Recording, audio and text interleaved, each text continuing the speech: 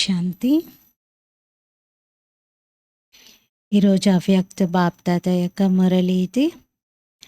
బాబా ఈ మురళిలో మనకు ఎన్ని స్వమానాల టైటిల్స్ లభించాయో వాటన్నింటినీ మాలగా చేసి మీరు అమృతవేళ నుండి స్మరించుకుంటూ ఉండాలి అన్నారు. ముఖ్యంగా బాబా సమానంగా కావాలి అనే లక్ష్యం ఉంది పిల్లలందరికీ, కానీ లక్షణాలు కూడా సమానంగా చేసుకోండి అని బాబా పిల్లలకి రిమైండ్ చేశారు. ఇది 15th డిసెంబర్ 2002లో బాబా వినిపించారు. समय प्रमाण लक्ष्य और लक्षण की समानता द्वारा पाप समान बनो. సమయం అనుసారంగా లక్ష్యము మరియు లక్షణాల సమానత ద్వారా తండ్రి సమానంగా కండి. సమయం అనుసారంగా లక్ష్యము మరియు లక్షణాల సమానత ద్వారా తండ్రి సమానంగా కండి. आज इस चारों ओर के सर्व स्वमानदारी बच्चों को देख हर्षित हो रहे हैं. ఈరోజు నలువైపులా ఉన్నటువంటి సర్వ స్వమానదారి పిల్లలని చూసి బాబా హర్షిస్తూ ఉన్నారు. సంగమయుగంలో పిల్లలందరికీ బాబా ద్వారా అనేక స్వమానాలు లభించాయి. అన్నింటికంటే గొప్ప స్వమానం మొత్తం కల్పంలో మీకు తప్ప ఇంకే ఆత్మకు ప్రాప్తించలేదు. ఎంత గొప్ప స్వమానం లభించింది మీకు. ఏం స్వమానమో తెలుసా? స్వమానం యొక్క నశ చాలా గొప్పది. ఈ స్మృతి ఉంటుందా? స్వమానాల మాల చాలా పెద్దది. అంటే మాల జపం చేస్తూ ఉంటే ఒక్కొక్క మణిని మీరు లెక్క పెడుతూ స్వమానం యొక్క నశలో లవలీనమైపోయి ఉండండి. ఒక్కొక్క పూసని జరుపుతూ ఉంటే ఒక్కొక్క స్వమానం, ఒక స్వమానం ఇంకొక స్వమానానికి మ్యాచ్ అవ్వకుండా అలా మీరు ఎన్ని స్వమానాలు బాబా నుండి తీసుకున్నారు. స్వమానం యొక్క నశలో ఉంటే ప్రేమలో లీనమైపోయి ఉంటారు. ఈ స్వమానం అనగా టైటిల్స్ స్వయం బాబ్ దాదా ద్వారా మీకు లభించాయి. పరమాత్మ ద్వారా స్వమానం ప్రాప్తించింది. కాబట్టి ఈ స్వమానం యొక్క ఆత్మిక నశ ఇంకే అథారిటీ కూడా మీ నుండి లాక్కోలేరు. స్వమానం యొక్క ఈ ఆత్మిక నశలో మీరు ఉంటే మీ నుండి ఈ టైటిల్స్ని ఇంకెవ్వరూ లాక్కోలేరు. పూర్వకాలంలో ఎవరైతే మహారాజా ఫ్యామిలీస్కి చెందిన వారు ఉన్నారో వాళ్ళందరి నుండి గవర్నమెంట్ టైటిల్స్ని లాగేసుకుంది. ఎవరు మహారాజాగా పిలవబడ్డానికి లేదు అని ఆ టైటిల్స్ అన్నీ తీసేసుకుంది గవర్నమెంట్. ఎవరికి ఏ టైటిల్ లేకుండా అందరూ సమానమే అన్నట్టుగా. కానీ బాబా అన్న నేను ఇచ్చిన టైటిల్స్ మీ నుండి ఎవరు లాక్కోలేరు. ఎవ్వరూ లాక్కోలేరు. ఏ అథారిటీ అలాంటిది లేదు అని అంటున్నారు. ఎందుకంటే ఆల్మైటీ అథారిటీ ద్వారా ప్రాప్తించినటువంటి టైటిల్స్ ఇవే. ఆల్మైటీ అథారిటీ ఇచ్చిన తర్వాత ఇంకే సామాన్యమైన అల్పమైన అథారిటీ వచ్చేసి మన టైటిల్ని లాక్కోలేరు. మరి బాప్ దాదా ఈరోజు అమృతవేళ నుండి మొత్తం విశ్వంలోని సర్వ పిల్లలందరి వైపు ఒకసారి పరిక్రమ చేస్తూ వచ్చారు. ప్రతి ఒక్క పిల్లలు తమ స్మృతిలో ఎన్ని స్వమానాల మాలల్ని వేసుకొని ఉన్నారు అనేది బాబా చూశారు. అమృత వేళలో పిల్లలందరూ బాబా స్మృతిలో కూర్చుంటారు కదా యోగం చేస్తున్నప్పుడు.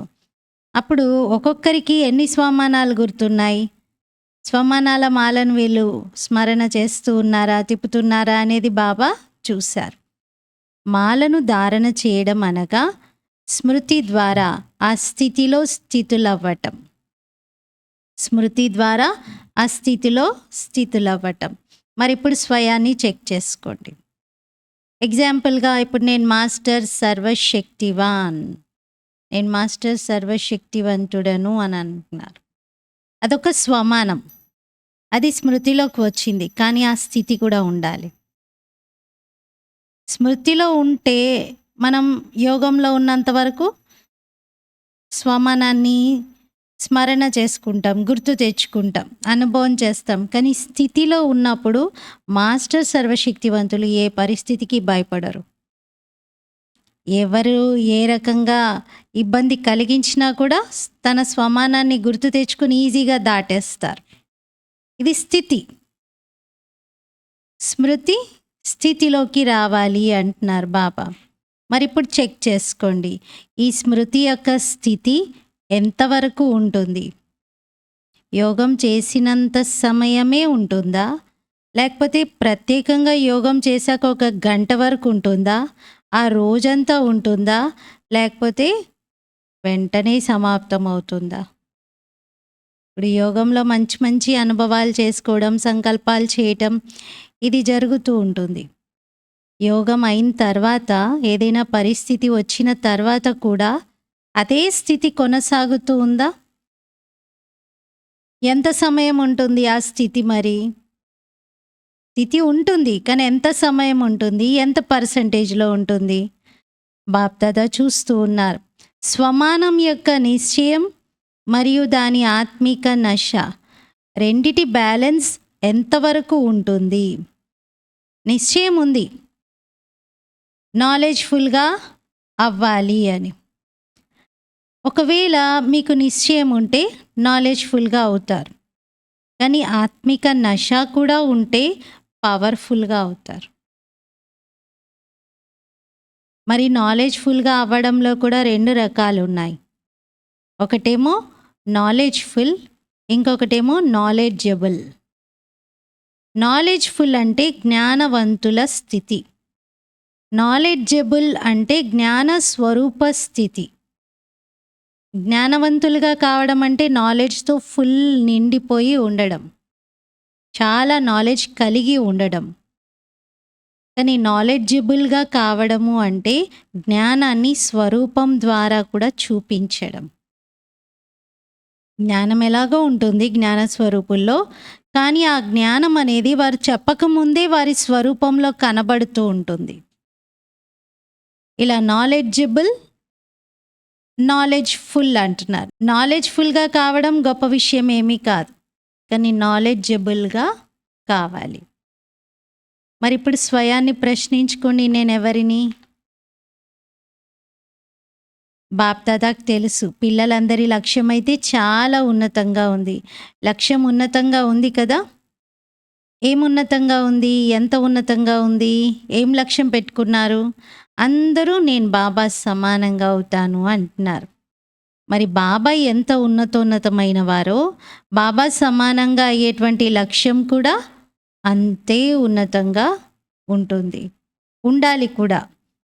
మరి లక్ష్యాన్ని చూసి బాప్దాదా అయితే చాలా సంతోషిస్తున్నారు. కానీ కానీ చెప్పమంటారా ఏంటో? కానీ ఏంటి? టీచర్స్, డబల్ ఫారినర్స్ వింటారా? అంటే చెప్పమంటారా అంటున్నారు. బాబా కొన్ని కొన్ని విషయాలు పిల్లలకి మాటి మాటికి చెప్పే ముందు చెప్పమంటారా, మళ్ళీ రిపీట్ చేయమంటారా అని అడుగుతారు. సమజ్తో గయే హో, అర్థమయ్యే ఉంటుంది మీకు అంటున్నారు. బాప్దాదా లక్ష్యము మరియు లక్షణాలని సమానంగా చూడాలనుకుంటున్నారు. ఇప్పుడు మీకు మీరుగా ప్రశ్నించుకోండి, నా లక్ష్యం, లక్షణాలు. లక్షణాలంటే ఏంటి? ప్రాక్టికల్ స్థితి. లక్ష్యానికి తగిన విధంగా ప్రాక్టికల్ స్థితి కూడా ఈక్వల్గా ఉండాలి. లక్ష్యమేమో చాలా గొప్పగా ఉంది, కానీ లక్షణాలు చూస్తే వేరే వాళ్ళకి నా లక్ష్యం ఇది అని చెప్పుకునేలాంటి పరిస్థితి ఏర్పడుతుంది అంటే మనలో కొంచెం కూడా ఆ లక్ష్యానికి తగిన లక్షణాలు కనబడట్లేదు అని అర్థమవుతుంది. అందుకే ఇప్పుడు బాప్దాదా లక్ష్యము, లక్షణాలని సమానంగా తీసుకురండి అంటున్నారు. ఎందుకంటే ఇలా సమానంగా చేసుకోవటమే బాబా సమానంగా అవ్వటం. సమయం అనుసారంగా ఈ సమానతను సమీపంగా తీసుకురండి. వర్తమాన సమయంలో బాప్దాదా పిల్లలలో ఒక విషయాన్ని చూడాలని అనుకోవట్లేదు. కొందరు పిల్లలు విభిన్న రకాలుగా తండ్రి సమానంగా అయ్యే విషయంలో శ్రమ చేస్తూ ఉన్నారు. తండ్రి యొక్క ప్రేమలో శ్రమ చేస్తున్నారు. యాక్చువల్లీ ప్రేమ ఉన్న చోట శ్రమ అవసరమే ఉండదు. ప్రేమ ఉంటే శ్రమ చేసే అవసరమే ఉండదు. ఎక్కడ ప్రేమ ఉంటుందో అక్కడ శ్రమనే ఉండదు. ఎప్పుడైతే ఉల్టా నష అంటే దేహాభిమానంను స్వభావంగా చేసుకున్నటువంటి వారికి, దేహాభిమానం ఎలా అయిపోతుంది? స్వభావంగా ఉన్నవారికి సహజం అయిపోతుంది. అలాగే దేహాభిమానంలో వచ్చేటువంటి పురుషార్థం కూడా వారు చేయాల్సిన అవసరం ఏర్పడదు. ఎందుకంటే 63 జన్మలు ఆ అలవాటే ఉంది. 63 జన్మల అలవాటు ఉన్న తర్వాత దానికోసం పురుషార్థం చేస్తారా? మామూలుగా ఏదైనా ఒక వ్యక్తికి అలవాటై ఉంటే వెంటనే ఏమంటారు? అదేముంది నా లెఫ్ట్ హ్యాండ్ పని అని అంటారు. అంటే అది నేను చిటికలో చేసిస్తాను, నాకు బాగా అలవాటైపోయింది, దానికి నేను శ్రమ చేసే అవసరం కూడా ఉండదు అని అంటారు. ఎందుకు? స్వభావంగా మారింది. స్వభావంగా మారింది ఏమవుతుంది అంటే కాలానుగుణంగా సహజం అవుతుంది. ఏదైతే స్వభావంగా మారుతుందో అది సహజం అవుతుంది. అంటే నేచర్ కాస్త న్యాచురల్ అవుతుంది. మరి ఏదైతే ఇప్పటి వరకు కూడా మీరు పిల్లలు చెప్తూ ఉంటారు, అప్పుడప్పుడు ఆత్మ అనుకోవడానికి బదులుగా నేను ఎంత ప్రయత్నించినా కూడా తెలియకుండానే దేహం అనుకుంటాను, దేహంలోకి వచ్చేస్తాను అంటారు. ఎందుకు వస్తున్నారు అంటే అలవాటు అలా అయిపోయింది. మరి దేహాభిమానం స్వభావంగా సహజంగా అయిపోయింది. అలాగే ఇప్పుడు ఆత్మాభిమాని స్థితి కూడా స్వభావంగా సహజంగా అవ్వాలి. ఒకవేళ మీరు ఆత్మాభిమానిగా అయ్యే స్థితి స్వభావంగా మారింది అంటే ఆ స్వభావంలో మీరు శ్రమ చేసే అవసరమే ఉండదు ఇంకా. మరి తండ్రి సమానమైనటువంటి స్వభావాన్ని నేచురల్గా చేసుకోలేరా? తండ్రి సమానంగా అయ్యేటువంటి స్వభావాన్ని నేచురల్గా చేసుకోలేరా? నేచర్ని నేచురల్గా చేసుకోలేరా అంటున్నారు బాబా. తప్పుడు నేచర్కి వశమైపోయారా? లేకపోతే యథార్థమైన నేచర్ ఏంటి? బాబా సమానంగా అవ్వటం. మరి దీంట్లో శ్రమ ఎందుకు? తప్పుడు నేచర్ ఏమో ఎంత ఈజీ అయిపోయిందంటే దానికి శ్రమనే లేకుండా. దేహాభిమానంలోకి రావడానికి ఏమైనా శ్రమ చేస్తున్నారా? ఉండడమే దాంట్లో ఉంటున్నారు. అది తెలియకుండానే వద్దనుకున్నా, ఇష్టం లేదనుకున్నా కూడా దానివైపే వెళ్ళిపోతుంది బుద్ధి. మరి బాప్ దాదా ఇప్పుడు పిల్లలందరిలో ఆత్మాభిమాని స్థితిని సహజ స్వభావంగా చూడాలనుకుంటున్నారు. బ్రహ్మ బాబాను చూశారు కదా, నడుస్తూ తిరుగుతూ ఏ కార్యం చేస్తూ ఉన్నా ఆత్మాభిమాని స్థితి బ్రహ్మబాబాలో న్యాచురల్ నేచర్గా కనిపించేది. బాప్ దాదా సమాచారం విన్నారు. ఈ రోజుల్లో విశేషంగా దాదీజీలందరూ కూడా ఆత్మిక సంభాషణ చేసుకుంటున్నారు. దాదీలందరూ చిట్చాట్ చేసుకుంటూ ఫరిస్తాగా అవ్వాలి, కర్మాతీత స్థితికి చేరుకోవాలి, బాబా సమానంగా అవ్వాలి, న్యాచురల్గా అవ్వాలి. అంటే ఫరిస్తా స్థితి కానీ కర్మాతీత స్థితి కానీ ఇవన్నీ మనం న్యాచురల్గా చేసుకోవాలి అని దాదీలందరూ సంభాషించుకుంటున్నారు. నేచర్గా అవ్వాలి అని. దాదికి కూడా పదే పదే ఇదే ఆలోచన కలుగుతుంది, ఇంకా ఫరిస్తాగా అయిపోవాలి, కర్మాతీతం అయిపోవాలి అని, బాబాను ప్రత్యక్షం చేయాలి అని. ఫరిస్తాగా అవ్వాలి అన్నా, నిరాకారి కర్మాతీత స్థితిని పొందాలి అన్న విశేష సాధనం ఒకటే, నిరహంకారిగా కావటం. నిరహంకారీలే నిరాకారిగా కాగలుగుతారు. కాబట్టి బాబా బ్రహ్మ ద్వారా లాస్ట్ మంత్రము కూడా నిరాకారితో పాటు నిరహంకారి అని అన్నారు. కేవలం తన దేహము లేక ఇతరుల దేహంలో చిక్కుకోవడం, దీనినే దేహాహంకారం అంటారు అనుకోకండి. ఇది మాత్రమే కాదు, లేక ఇదే దేహబానం అంతవరకే కాదు. దేహ అహంకారము పిల్లల్లో చాలా ఉంది, దేహ బాణం కూడా ఉంది. తన దేహం లేక ఇతరుల యొక్క దేహబానంలో ఉండడం, దేహం యొక్క ఆకర్షణలో ఉండటం, వీటన్నింటిలో మెజారిటీ పాస్ అయ్యి ఉన్నారు. అంటే తన దేహంలో చిక్కుకుపోవట్లేదు, ఇతరుల దేహంలో చిక్కుకుపోవట్లేదు, ఇతరుల దేహం యొక్క ఆకర్షణలోకి రావట్లేదు. వీటన్నిటిలో మెజారిటీ పిల్లలు పాస్ అయిపోయారు. ఏదైతే పురుషార్థంలో తపన ఉండాలో, సత్యమైన పురుషార్థిగా ఉండాలో, వారందరూ కూడా పై రూపంలో, పెద్ద రూపంలో చూస్తే ఈ దేహబానము, దేహ ఆకర్షణ అన్నిటికీ అతీతంగానే ఉన్నారు. పెద్ద పెద్ద వాటన్నిటికీ అతీతంగానే ఉన్నారు. కానీ దేహ బాణం యొక్క సూక్ష్మ రూపాలు అనేక రకాలుగా ఉంటాయి. ఇప్పటి వరకు చెప్పుకున్నవి మాత్రమే కాదు, సూక్ష్మమైన రూపాలు వీటివి ఎన్నో ఉన్నాయి. వాటి లిస్ట్ తీయండి. బాబా మురళిలో క్లియర్గా చెప్పలేదు వాటన్నిటి గురించి. మీరందరూ తెలివైన వారే కదా, పరస్పరం చర్చించుకోండి, దీనిపైన వర్క్షాప్ చేయండి, పాయింట్స్ తీయండి. ఈరోజు బాప్దాదా అయితే వినిపించట్లేదు, కానీ కేవలం సైగా ఒక సూచన ఇచ్చేసి బాప్దాదా పిల్లలందరికీ మీరు తెలివిగల వారే కాబట్టి మీరే లిస్ట్ తయారు చేసుకోండి అంటున్నారు. సూక్ష్మమైనటువంటి దేహ బాణము ఎలా ఉంటుంది, దేహ అహంకారం యొక్క సూక్ష్మ రూపము అంటున్నారు. మీ అందరికీ తెలుసు కూడా. ఒకవేళ ఒక్కొక్కరిని అడిగారనుకోండి, చాలా పెద్ద ఉపన్యాసమే ఇచ్చేస్తారు, చాలా చురుకుగా వినిపిస్తారు కూడా. కానీ బాప్దాదా కేవలం చిన్న లేక సహజమైన పురుషార్థాన్ని ఈజీ వేలో తెలియజేస్తున్నారు. అదేమిటి అంటే సదా మనస వాచ కర్మన సంబంధ సంపర్కంలో లాస్ట్ మంత్రం 3 శబ్దాల యొక్క చివరి మంత్రాన్ని గుర్తుపెట్టుకోండి. ఏంటి?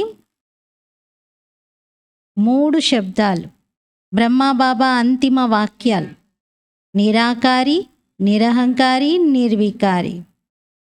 ఇది సదా గుర్తుంచుకుని మనసులో నిరాకారి, మాటల్లో నిరహంకారి, కర్మలలో నిర్వికారి.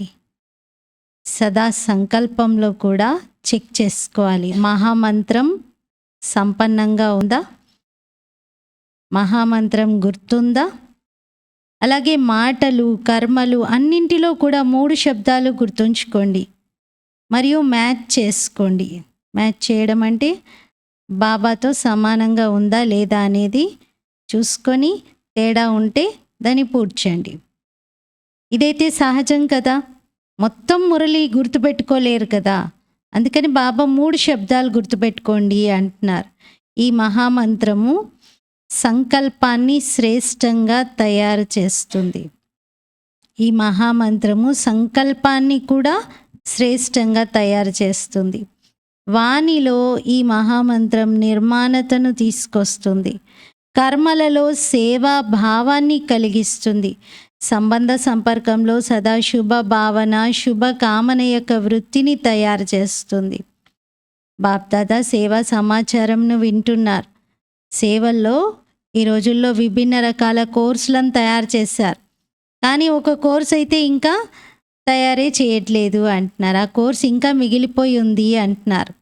అదేమిటి అంటే ప్రతి ఆత్మలో ఎవరికి ఏ శక్తి కావాలో ఆ కోర్స్తో ఫోర్స్ని నింపడం, ఫోర్స్ని నింపేటువంటి కోర్స్ అది ఇంకా ఎవరు తయారే చేయలేదు అంటున్నారు.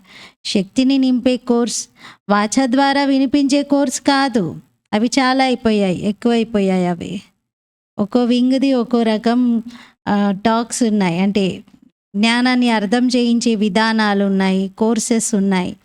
కానీ ఇప్పుడు బాబా ఏమంటున్నారు, వానికి తోడుగా శక్తిని నింపేటువంటి కోర్స్ కూడా ఉండాలి.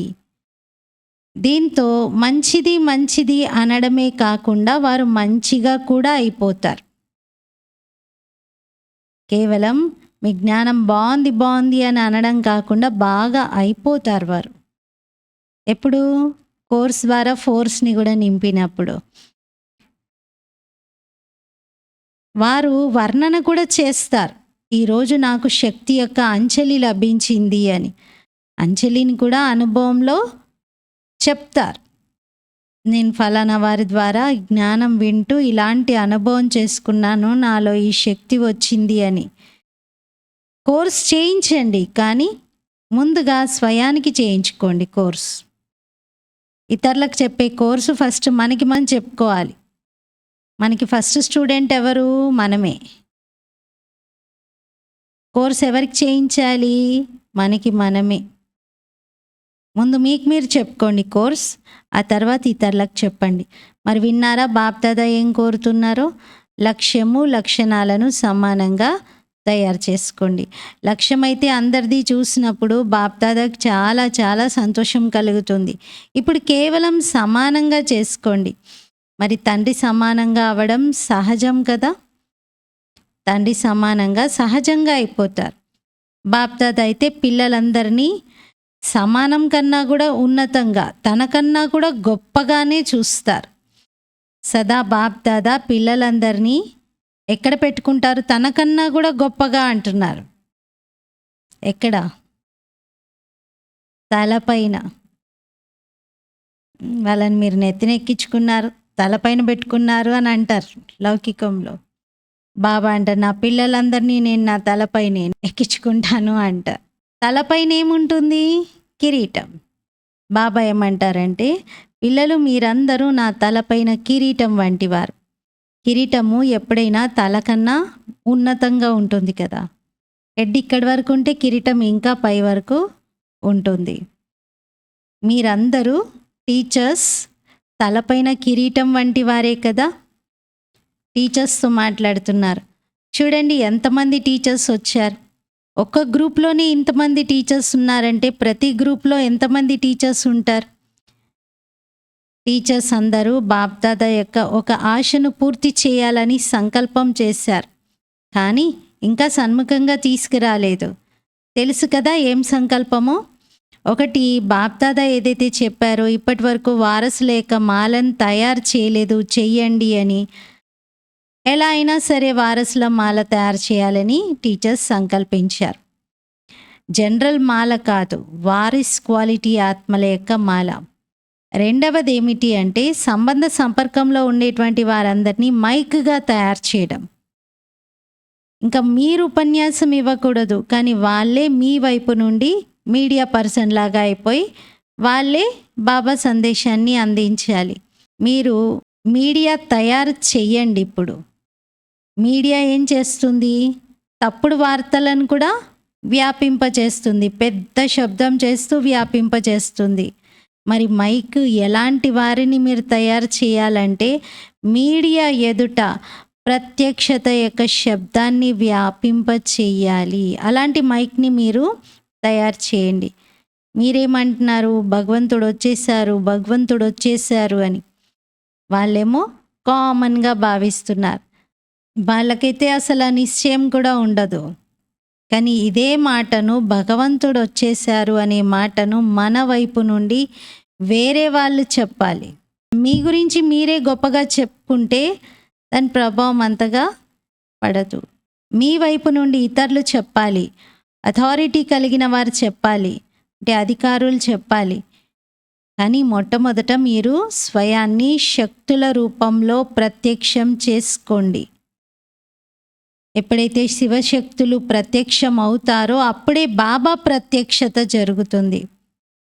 మరి తయారు చేయండి, మీడియాని రెడీ చేయండి, చూస్తారు బాబా. చేశారా? సరే, మాలంత కాకపోయినా చిన్న గాజంతైనా తయారు చేశారా అంటున్నారు బాబా. ఎవరిని? వారిస్ క్వాలిటీ ఆత్మల్ని, మైక్ లాంటి వారిని తయారు చేశారా అంటే ఒక గాజుకి తక్కువనే రౌండ్ ఉంటుంది కదా, అందుకని బాబా అలా అడుగుతున్నారు.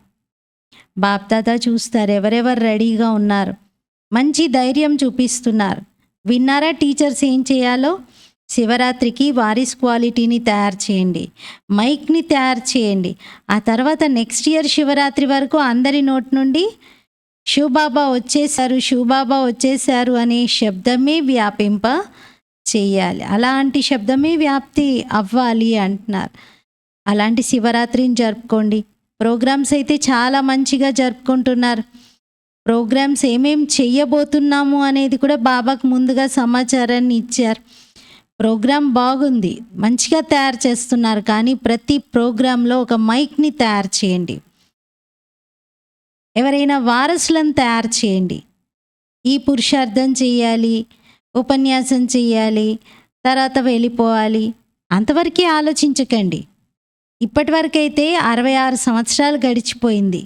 మరి సేవలు ప్రారంభమై కూడా 50 సంవత్సరాలు గడిచింది.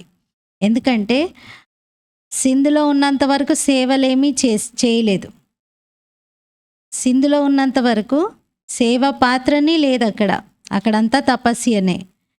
మౌంట్ ఆబూకి వచ్చిన తర్వాత సేవలు మొదలయ్యాయి. అందుకని బాబా ఏమంటున్నారంటే 50 సంవత్సరాల నుండి సేవలు కూడా చేస్తూ వచ్చారు అంటున్నారు. మరి ఇప్పుడు శివరాత్రికి డైమండ్ జూబ్లీని జరపండి. 2 రకాల ఆత్మలని తయారు చేయండి. అప్పుడు చూడండి నగాడా మ్రోగుతుందా లేదా అనేది. బాబా అన్నారు మీ వైపు నుండి నగాడా వేరే వాళ్ళు మ్రోగిస్తారు. మీరు నగాడా పట్టుకొని మ్రోగించరు. మీరేం చేస్తారు అంటే మీరు దేవీలుగా సాక్షాత్కారం అవుతారు. అంటే మీరు దేవీల రూపంలో సాక్షాత్కారం చేయిస్తూ ఉంటారు. నగాడా మ్రోగించేవారు సిద్ధంగానే ఉన్నారు. ప్రాక్టికల్ పాటలు పాడుతూ ఉన్నారు. శివశక్తులే వెలసెను ధరలోన అంటూ. శివశక్తులు వచ్చేసారు అని విన్నారా? శివరాత్రికి ఏం చేయాలో ఉపన్యాసం చేసేసాం అయిపోయింది అని అలా పూర్తి చేయకండి. తర్వాత రాస్తారు బాబా 500 మంది 1000 మంది వచ్చారు ప్రోగ్రామ్కి, 1,00,000 మందికి బాబా సందేశం అందింది అని రాస్తారు. బాబా అన్నారు 1,00,000 మంది వచ్చేసారు, సందేశం తీసుకున్నారు అంటే వారసులు ఎంతమంది తయారయ్యారు? మరి వారిలో ఆ 1,00,000 మందిలో ఒకరిద్దరైనా వారసులు తయారవ్వాలి కదా. మైక్స్ ఎంతమంది తయారయ్యారు? ఆ సమాచారం రాయండి నాకు అంటున్నారు. బాబాకి ఎవరైనా లెటర్ రాసినా కూడా ఏం రాయాలో ఎలా రాయాలో తెలియకపోతే బాబానే గైడెన్స్ ఇచ్చేవారు. పిల్లలు ఇలా రాయండి అని. అందుకే బాబా అన్నారు వారిస్ క్వాలిటీ ఎంతమంది తయారయ్యారు, మైక్ ఎంతమంది తయారయ్యారు, ఆ సమాచారం అయితే బాబాకి ఇవ్వాలి. ఇప్పటి వరకు ధరణిని తయారు చేశారు, సందేశం ఇచ్చారు. అవన్నీ చూసినప్పుడు బాబాకి బాగా అనిపిస్తుంది. కానీ ఈ సేవ వృధాగా పోదు, ఇంకా మిమ్మల్ని సమర్థంగా చేస్తుంది అంటున్నారు. ప్రజలు తయారైపోతున్నారు, రాయల్ ఫ్యామిలీ మెంబర్స్ కూడా తయారవుతున్నారు. కానీ రాజారాణి అయితే తయారవ్వాలి కదా అంటున్నారు. రాజారాణి సింహాసనం పైన కూర్చునేవారైతే ఒకరి తర్వాత ఒకరు వంతుల వారిగా కూర్చుంటారు. 8 మంది 8 జంటలు ఉంటారు సత్యుగంలో అయితే. కానీ బాబా ఏమంటున్నారంటే రాయల్ ఫ్యామిలీ మెంబర్స్ వాళ్ళైతే ఎప్పుడు ఉండే ఉంటారు. రాజారాణి వంతుల వారిగా కూర్చునేది 8 మందే, 8 తరాలే సత్యుగంలో అయితే. కానీ ఆ రాజు కింద మహారాజు కింద సామంతరాజులు ఎంతోమంది ఉంటారు కదా, వాళ్ళైతే తయారవ్వచ్చు కదా అంటున్నారు. కానీ వాళ్ళు రెడీ అవ్వలేదు అంటున్నారు పాప. అలాంటి వారు ఇంకా తయారు కాలేదు రాజ్య దర్బార్లో కూర్చునేటువంటి రాజుగా.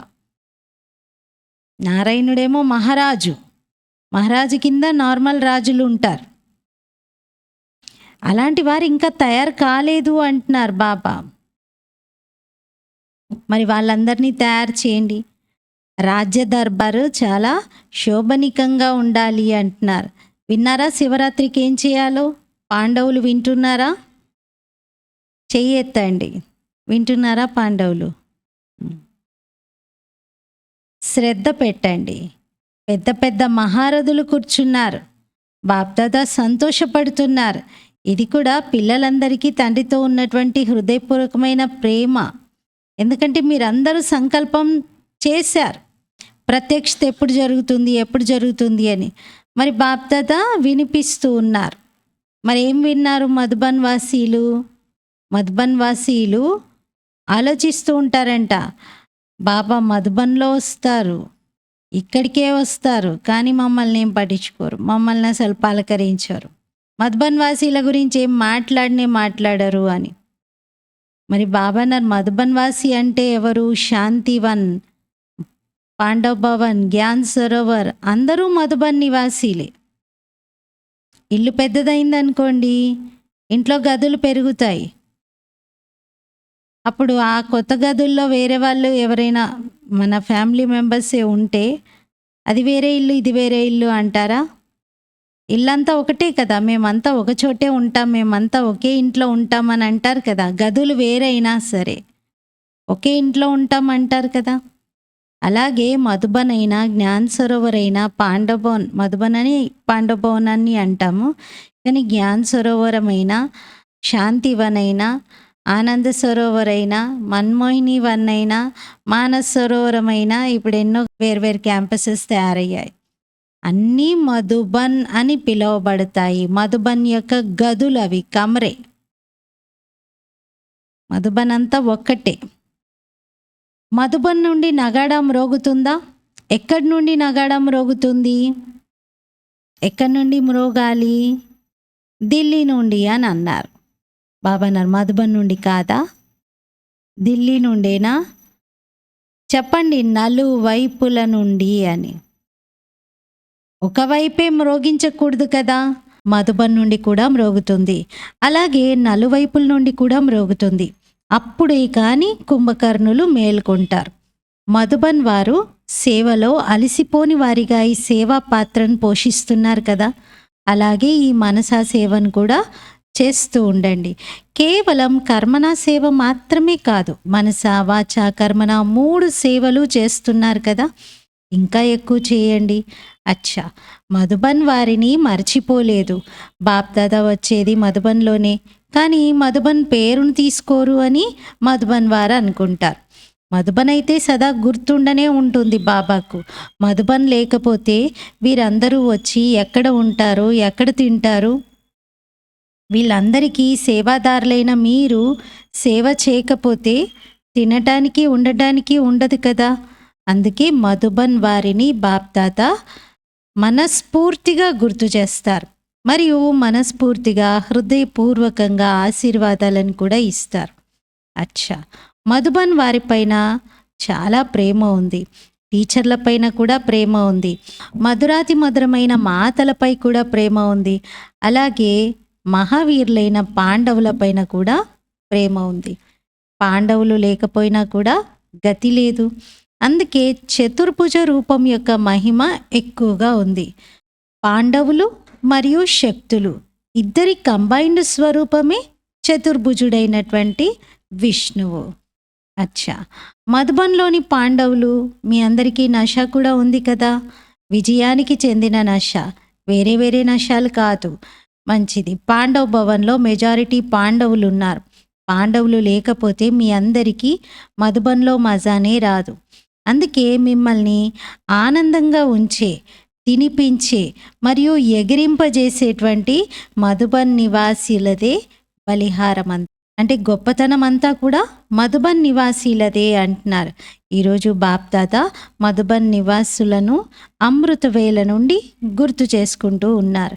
ఇక్కడ కూర్చొని ఉన్నా, పైన కూర్చొని ఉన్నా, డ్యూటీలో ఉన్నా, సేవ డ్యూటీలో ఉన్నా, మధుబన్ వారైనా, నలువైపులా ఉన్న మధుబన్ నివాసులకు బాప్దాదా అమృత వేళ నుండి స్మృతులను ఇచ్చారు. అచ్చా, బాప్దాదా ఏదైతే ఆత్మిక ఎక్సర్సైజ్ను ఇచ్చారో దానిని రోజంతటిలో ఎన్నిసార్లు చేస్తున్నారు మరియు ఎంత సమయంలో చేస్తున్నారు? నిరాకారి మరియు ఫరిష్తా, బాప్ మరియు దాదా. ఇప్పుడిప్పుడే నిరాకారి, ఇప్పుడిప్పుడే ఫరిష్తా స్వరూపులు. రెండిటిలోనూ దేహబానం ఉండదు. కనుక దేహబానం నుండి దూరం అవ్వాలంటే ఈ ఆత్మిక ఎక్సర్సైజ్ను కర్మలు చేస్తూ కూడా, మీ డ్యూటీని నిర్వహిస్తూ కూడా ఒక్క క్షణంలో అభ్యాసంలో తీసుకురండి. ఇదొక న్యాచురల్ అభ్యాసంగా అయిపోవాలి. ఇప్పుడిప్పుడే నిరాకారి, ఇప్పుడిప్పుడే ఫరిష్తా. అచ్చా, బాప్దాదా డ్రిల్ చేయించారు. ఇలా నిరంతర భవ. నలువైపులా బాప్దాదా స్మృతిలో నిమగ్నమై ఉండేవారు.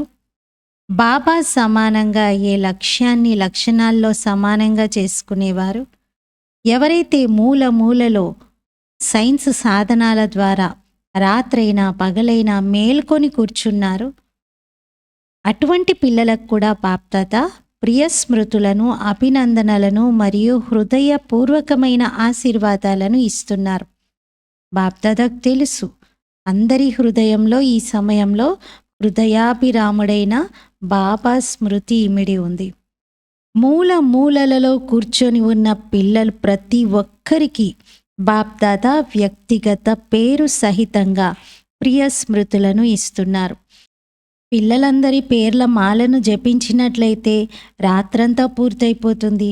బాప్దాదా పిల్లలందరికీ స్మృతులను ఇస్తున్నారు. పురుషార్థంలో ఏ నంబర్లో ఉన్నవారైనా కానీ బాప్దాదా సదా పిల్లలు ప్రతి ఒక్కరికి శ్రేష్ఠ స్వమానానికి ప్రియ స్మృతులు ఇస్తారు మరియు నమస్తే చెప్తారు. ప్రియ స్మృతులను ఇచ్చే సమయంలో బాప్దాదా ఎదురుగా నలువైపులా ఉన్న పిల్లలు ప్రతి ఒక్కరూ గుర్తున్నారు. ఏ ఒక్క పిల్లలైనా సరే, ఏ మూలన ఉన్నా, ఊరిలో లేక పట్టణంలో, దేశంలో లేక విదేశంలో ఎక్కడ ఉన్నా సరే, బాప్దాదా వారికి స్వమానాన్ని స్మృతి కలిగిస్తూ ప్రియ స్మృతులను ఇస్తున్నారు. అందరూ ప్రియ స్మృతులకు అధికారులు. ఎందుకంటే బాబా అని అన్నారంటేనే ప్రియ స్మృతులకు అధికారులుగా ఉన్నట్లే. సన్ముఖంగా ఉన్న మీ అందరినీ కూడా బాప్దాదా స్వమానం యొక్క మాలను ధరించిన స్వరూపంలో చూస్తున్నారు. అందరికీ బాబా స్వమాన స్వరూపంలో ప్రియ స్మృతులు మరియు నమస్తే. हम रूहानी बच्चों की रूहानी बाप दादा को याद, प्यार, गुड मॉर्निंग और नमस्ते. मेरा बाबा, मीठा बाबा, प्यारा बाबा, शुक्रिया బాబా. బాబా ఈరోజు ఈ మురళిలో చాలా వరదానాలను ఇస్తున్నారు. ముందైతే బాబా డ్రిల్ చేయించి నిరంతర భవ, ఈ డ్రిల్ మీరు నిరంతరం చేయగాక అని వరదానం ఇచ్చారు. ఆ తర్వాత ప్రియ స్మృతులలో అనేక వరదానాలను జోడిస్తూ చివరగా బాబా సమానంగా అవ్వాలి అనే స్వమానం, నేను బాప్ సమానాత్మను అనే స్వమానంలో ఉండే పిల్లలకు బాబా ప్రియ స్మృతులను ఇచ్చారు. దాదీజీతో, మీరు బాగైపోయారు, ఇప్పుడే అనారోగ్యము లేదు, అది పారిపోయింది, అది కేవలం చూపించేందుకే వచ్చింది, అది మా వద్దకు కూడా వస్తుంది, అది పెద్ద విషయం ఏది కాదు అని అందరికీ చూపించడానికి వచ్చింది అంటున్నారు. దాదీలందరూ చాలా మంచిగా పాత్రను పోషిస్తున్నారు. బాప్ దాదా అందరి పాత్రను చూసి సంతోషిస్తున్నారు. నిర్మల్ శాంత దాదీతో అంటున్నారు, బాబా ఆది రత్నము కదా, అనాది రూపంలో కూడా నిరాకారి బాబాకు సమీపంగా ఉన్నారు, వారితో పాటే ఉన్నారు. మరి ఆది రూపంలో కూడా రాజ్య దర్బార్లోని సహచరులు, సదా రాయల్ కుటుంబానికి చెందిన రాయల్ వారు. అనాది రూపంలో కూడా నిరాకారి బాబాకు సమీపంగా ఉన్నారు, వారితో పాటే ఉంటారు.